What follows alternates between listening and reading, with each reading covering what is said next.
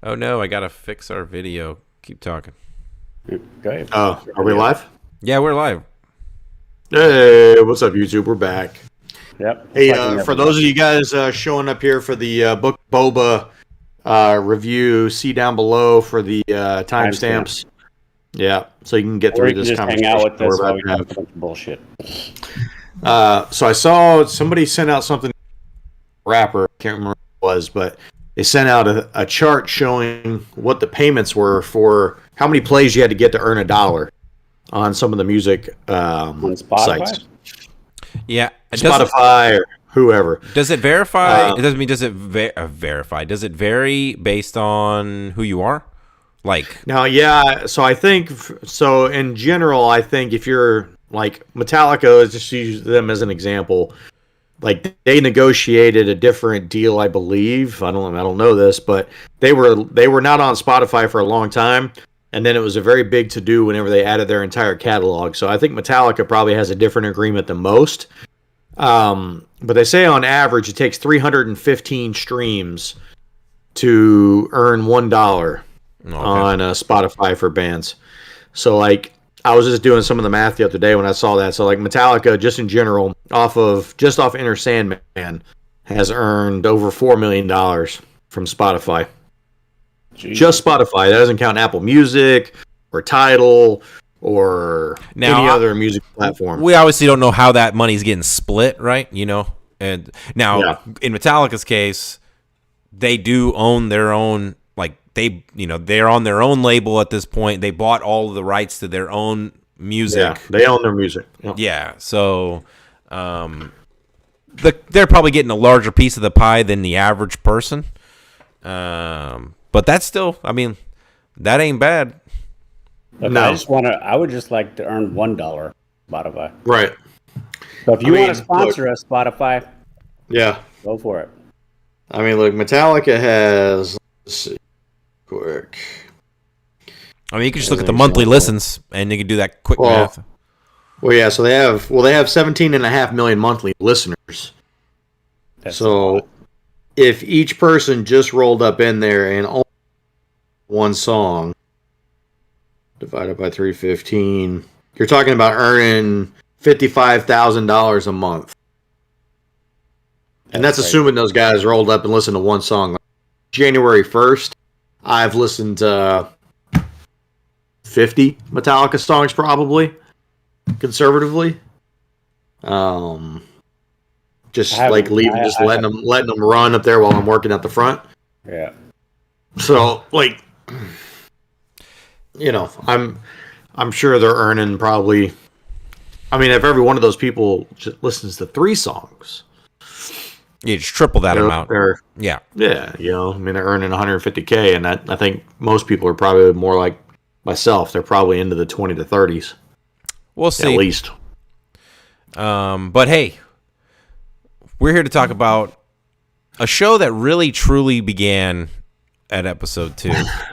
Yeah. I just want to hear you guys both say it. Well, we'll say it. We'll say it on the pod. Wait. We'll say it on the pod. We'll make it official. We'll make it official. Yeah, that way the world will hear it. All right. Everybody who's already skipped forward to our review, they'll hear it too. That's fine. All right, we ready? Let's ready. Do this.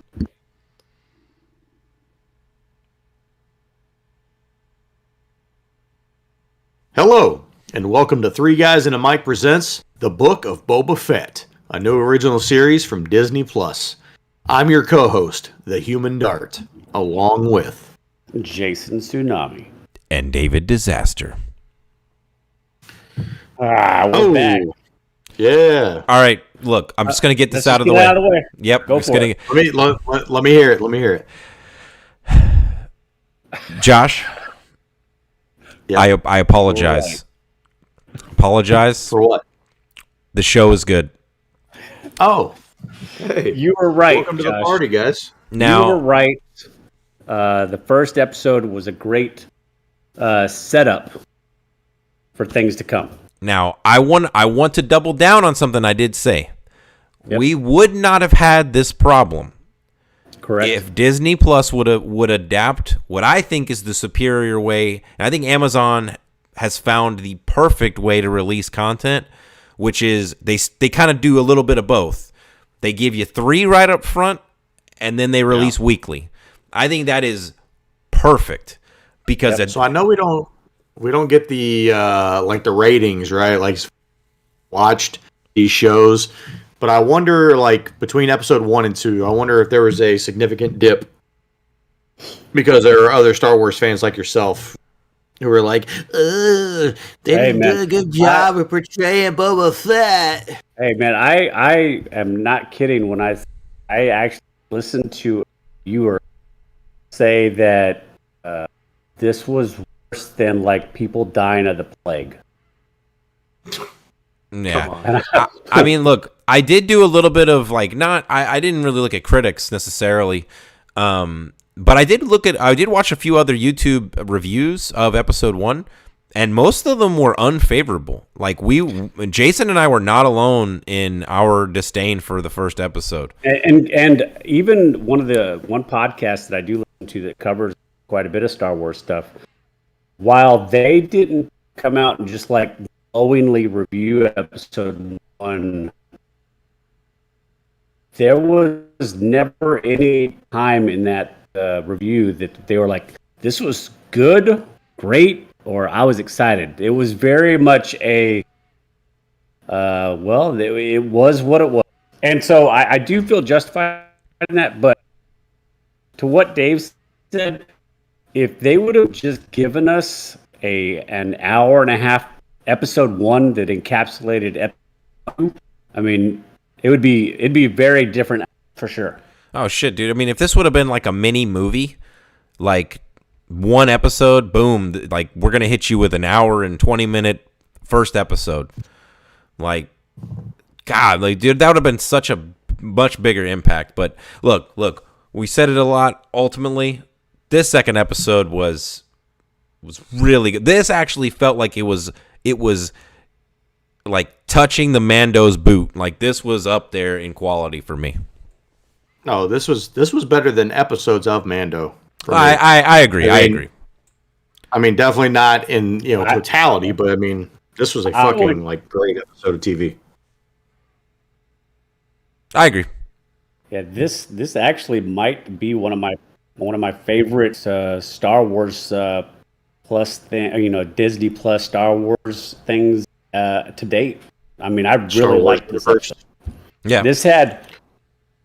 Yeah, this had absolutely everything I wanted and more. Yeah. Well, Jason, let's not belabor the point too much. I have it right here in my notes. Josh, you were right. Let's do that juicy recap, man.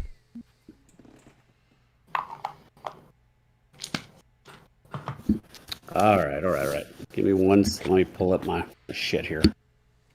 Fossil, it's like you didn't know that this was your job and this was your moment. Actually, I'm waiting for my ping to pop. That way, I don't sound like I'm drunk. Oh, that's the best part of re-listening. Yeah. So, episode starts off. We scare the shit out of an assassin with an invisible rancor. We meet the mayor, Mock Shies. I believe that's how it said. Played by Robert Rodriguez. Who does the It's Not Me, It's Them game, sending us to back to the sanctuary, which leads us to face with some Hutts, the Hutt twins to be specific, that are there to claim Jabba's palace, accompanied by Wookiee gladiator Black Chrysanthemum. I believe that's how it's said. Who's fucking amazing. Yeah. In our flashback of the week, we get to experience and see Fett ingratiate his status into the Tusken tribe, leading a strike against a spice train. And the episode wraps up with an initiation of sorts for Fett by snorting a lizard and helping forge his own Yaffe. Yeah. Yeah. I want to go back to something here. Mm-hmm. Okay, it's a Wookiee. That's great. What is amazing about this Wookiee? He's standing there holding a gun. Dude, he just looks badass. He looks like menacing. He looks like he would make Chewbacca his bitch. End of story. He looks like he needs a haircut. Okay. I mean, he's a Wookiee. Get off my lawn. I mean, I said it in the opener. I mean, this episode to me had everything that was missing from the first episode. They had guns. Boba shot people. He used them. He actually stood up for himself. He didn't say, "Give me back to the tank." No, I mean, look, when Boba, well, that was in real time, but whenever he's doing the whole Tusken Raider thing, and he just rolls into that fucking bar, doesn't say a word, and just starts like fucking dropping these bikers. Oh, dude, it was excellent. That was good shit. Yeah, I mean, not to jump too far ahead, but I have everything as far as favorite scenes go, everything bar fight and beyond. Without a doubt, what I have as my favorite scenes. Yeah. I want to give a special shout out to the training montage with the Tusken Raiders. I have everything. Oh no. I mean, the training montage with the Tusken Raiders was pretty much amazing. I had to single in the whole time last time. Whenever he's on the bike, he's like a bantha. Yeah, dude, it was so good. He does that whole thing. Dude, I've watched that same scene probably 4 or 5 times, and that shit just breaks me up every single time. Dude, but I just love when he goes up to the chief and he's like, "Give me a gun and a stick. I will stop the train." Give me a stick. And then he goes in there and breaks his stupid gun. And they're like,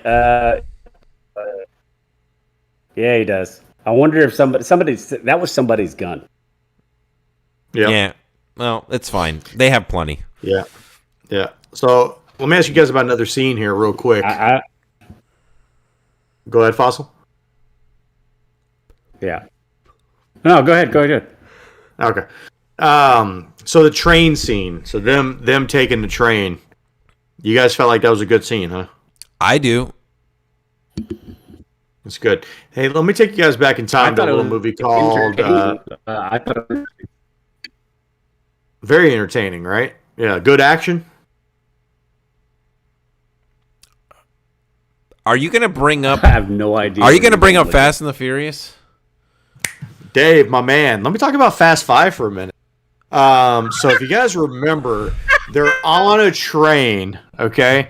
And I just distinctly remember you guys being like, "This is so stupid. This is just, I mean, they're just jumping out of this train and nothing's getting damaged." Bro, I can't suspend my disbelief. Yeah. I remember. I was there when we talked about that. Look, good for Jon Favreau because he ripped off one of the greatest action movies of all time. Died. Yeah, correct. That's not true. You didn't see them all die. Check their IMDb, Dave. This was an Old West. Yes, this was all of those Tusken Raiders. This is literally a throwback to like an Old West movie, dude. Like, yeah. I get it, but they copied Fast 5 to make this They episode.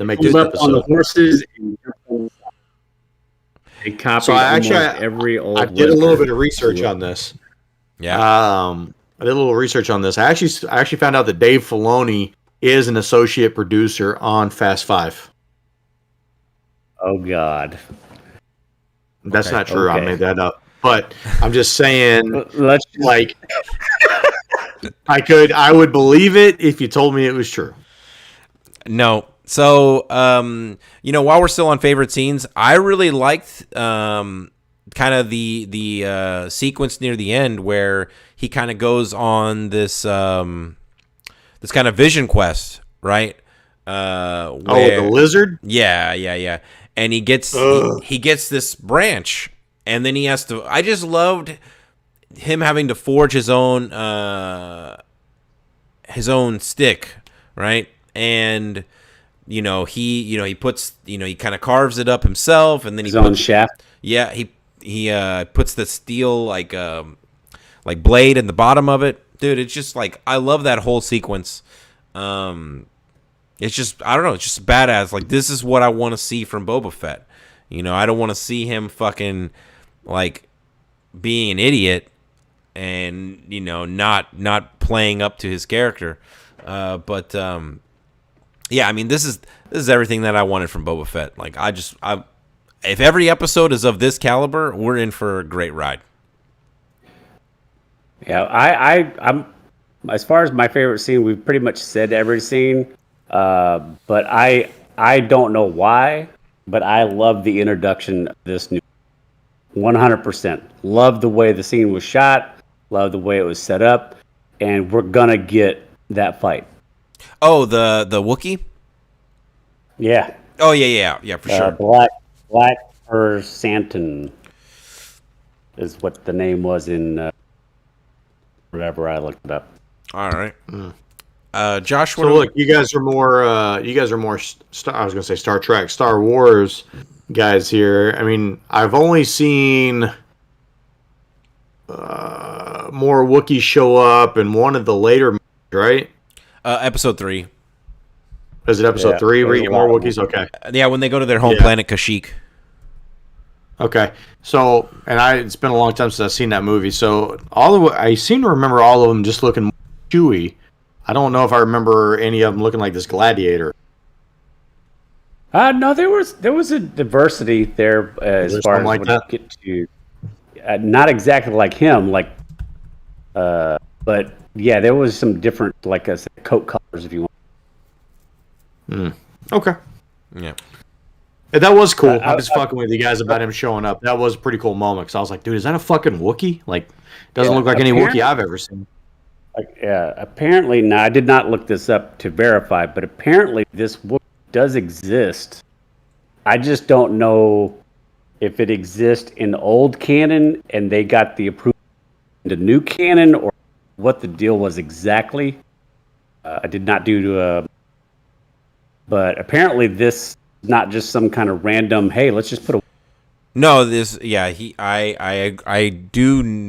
did know that he already existed, but I also I'm not sure if he's in like the current canon or Legends is what the previous canon was called. So all right, well, they're definitely favorite characters this week. I mean, like, I'm gonna go ahead and just get the low-hanging fruit out of the way, so you guys have to think harder. I mean, Boba Fett 100% takes the cake for me this episode. You're so wrong, Dave. Okay, that's fine. I'll be wrong, and I'll gladly pick the best character from this episode. All right, so I'll actually tell you who the best character is in this episode, and that is the unnamed, as of now, Tusken Raider. That's all in the black, who goes to town on the train, the one that's training Boba in the gaffy stick. Is that a woman? I believe. Fossil. I believe it's going to be a woman. That was my choice. But hands down, like, she is stealing. It's a she. He or she. Yeah, whatever it is. I think it's a she. Them are stealing the show. They stole that episode.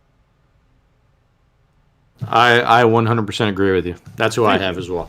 Now, I did have Boba Fett. I did have Boba Fett when I put my notes together, but I knew Dave was going to take the low-hanging fruit, so I just wanted to be diversified here. But Boba is the real answer, but that other character is very entertaining. Hey, look, awesome. I just want to also, just bring to the table the fact that Dave again is talking about shafts and low-hanging fruit. Yep. That's correct. What about least favorite characters this week? That's a tough one. Well, I'm gonna say they're not my least favorite, but I kind of wanted more, and that's the Hutts. Yeah. God damn it! Y'all stealing my shit. I feel like I wanted more from them. They just kind of appeared, and it doesn't play out like I think it would have played out. Yeah. Also, I don't see how they had enough people to hold them up. There's no way. Oh man, dude, those guys. I found myself.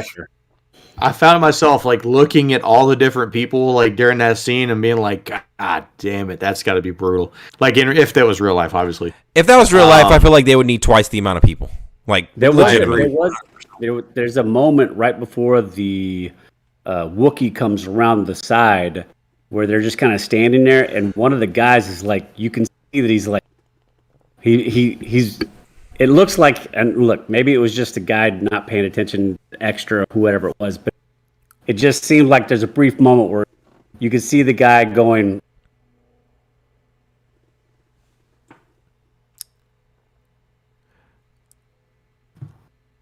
Jason, you can see the guy going where? You could see it like in his face where he was just, I've made some bad life choices. Oh, got it. Yeah. Okay. Yeah, I also had the Fets, and for me, it was just like I'm just looking at how just fucking grotesque these things are, and like they're sweating, and so they're white, and they're patting themselves down. Are they conjoined? I feel like they're using a live animal. I don't know if they're conjoined, but then I realized it's not a towel; it's a fucking rat. Yeah, he's got a rat in his hand that he's like patting himself down with, and I was just like, dude, imagine peeling back the folds and the smell that's coming out of there, bro. Ugh. Like, yeah, bro, some Swiss cheese in there. Yeah, dude, that's like work. That's like the smell between your nuts and your gooch. Jesus. After a hard day's work, bro. Dude, like, especially like if you work retail and you're like a key carrier, like especially like you know what it is? It's like the smell when you're a key carrier on Black Friday and you're working that fucking 12, 14, 16 hour shift, and you get home and you fucking got that swamp ass so bad. Yeah. And you need, like, all the baby powder in the world ain't gonna save you. Like, it's you are now in physical pain every step you take. Now imagine it's that for like years and years and years. Like that's what it smells like. Imagine putting your nose. Imagine putting your nose this close to that. Like, no, bro. Anyway, moving on. Character. My least favorite character, I'm going to go with the assassin, actually. Fennec? No. The guy that they captured. The wussy one that they captured? Yes. I mean, okay, so look, they try and set this up. Oh, he's never going to. He'd rather die than talk. I like the little droid going in there, like, you'll never get him to talk. Yeah, and it's like, I mean, if you were going to torture me, I would talk. But if I knew I was about to die in 5 seconds to the round, like, I'm not giving up my secret. I just thought that was pretty lame. Well, unless you knew that they didn't, but see, they didn't illustrate this well in the episode, but I might give it up if I was like banging on, if the Rancor was coming at me and I was banging on the door for them to let me out, you know? Yeah. But here's my thing, and this leads into a problem I had. The one like real few problem I had, and this is a nerdy thing, but Luke killed that Rancor, right? Like, I feel like the word would have gotten out that was a pretty big deal. Like, yeah, like you did not know 5 years had passed and that thing was not dead. Like, come on. Like, oh no, I agree. That scene was a little. That was probably like the cheesiest scene, and my least favorite. Yeah. What's next, Josh? Basically, I mean, just issues, questions, predictions. Well, I mean, I think we went over the issue with the assassin. I thought that was pretty lame. Yeah, I had just like after meeting the mayor's major domo last week, and him being another strong character again this week, to actually get to meet the mayor this week, I was kind of disappointed. I don't know. I guess because of his assistant being such a good character, maybe I just thought the mayor was going to be an even better character, or at least equally as good. But the fact that like he's got to translate, or use a machine to translate doesn't. I don't know. Not as good. Uh-oh. Pick 6 from Georgia. Game over. Yeah. I would say I agree with you. The type of alien, I can't tell you the type of alien that is, but like that was not what I was expecting as far as the mayor. Yeah, I thought the mayor was fine. You know, as far as like predictions, do we think that he is going to ultimately become the leader of the Tusken Raiders? And do we think the Tusken Raiders come are we gonna because right now we've only seen the Tusken Raiders in the past. Is he gonna have to call on them for help in the present? That's a good call. So. Another kind of aside while we're just here at this moment,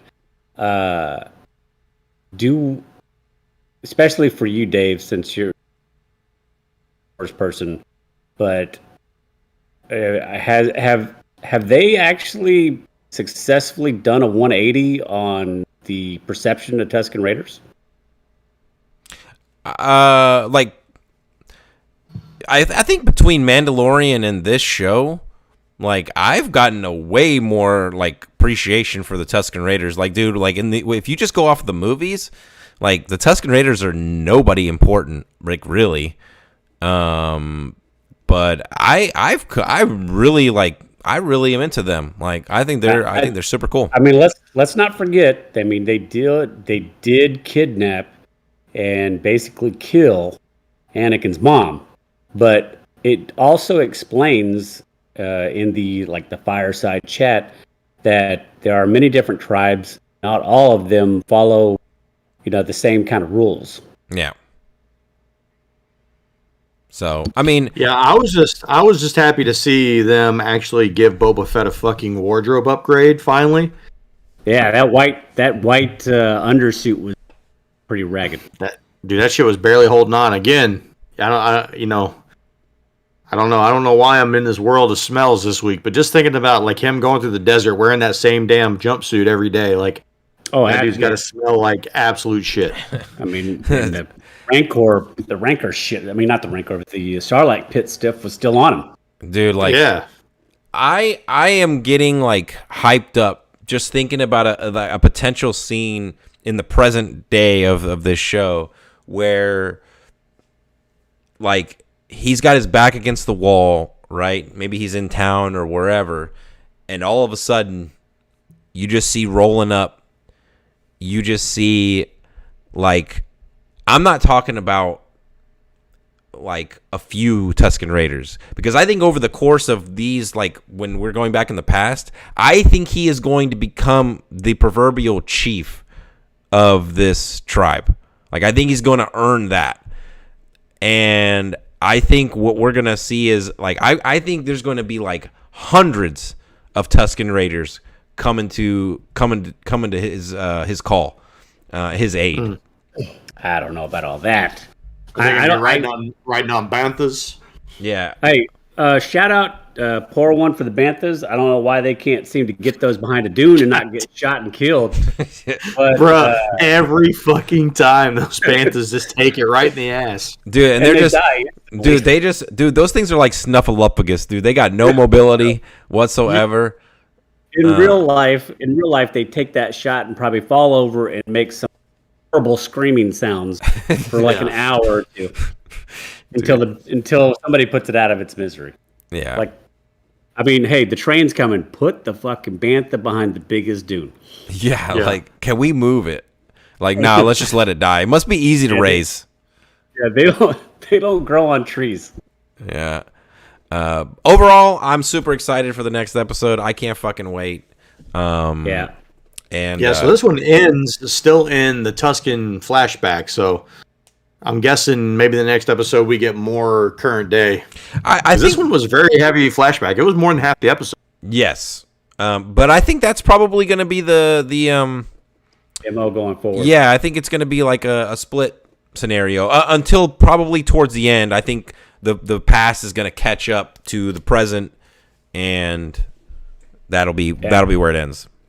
Yeah, I was I was worried about what the story was going to be with the Raiders and stuff like that, but they found a way to make him the only speaking character that you can understand and garner the sympathy for Raiders and the plight that they're under, and still bring all this together to give him the foundation of a really good backstory as far as what happened to him, and and why maybe he didn't automatically jettison that place and get his ship and go get his armor and all that. Yeah. So I can't wait for the. I don't really know prediction wise where we're going, but I can assume that we're going to fight the Wookiee, and we're going to have to figure out a way to take down these Hutts. I don't know if they're going to get permission from the crime syndicates to kill the Hutts. Nah, they don't need permission, dude. They referenced it in the episode, Dave. I'm saying Boba Fett don't need no permission, dude. He does what he wants. No, Dave's all hype now, man. Last week, man, I wish we could cut in like Dave's just general disgust for Boba Fett last week. And this week he's like, Boba Fett don't need no fucking permission. Hey, look, you know what? Man. Dude, that's what good writing does. It buys you in. But when you have shit writing and a shit director, and oh my god. Hey, look, the best thing Robert Rodriguez has contributed to this season so far is his acting of the mayor. Okay. Oh God. The force is not with you, Dave. Facts. Oh my God. Anyways. All right, guys. I think that we've successfully completed another episode. Yeah. Sweet. So we're coming back next week with Boba episode 3, and we're also going to the first half, the front half Star Trek review for Disco season 4. Right. All right, guys. Which, spoiler alert, pretty good. Yep. So we will see you next time. Later. Live long and prosper.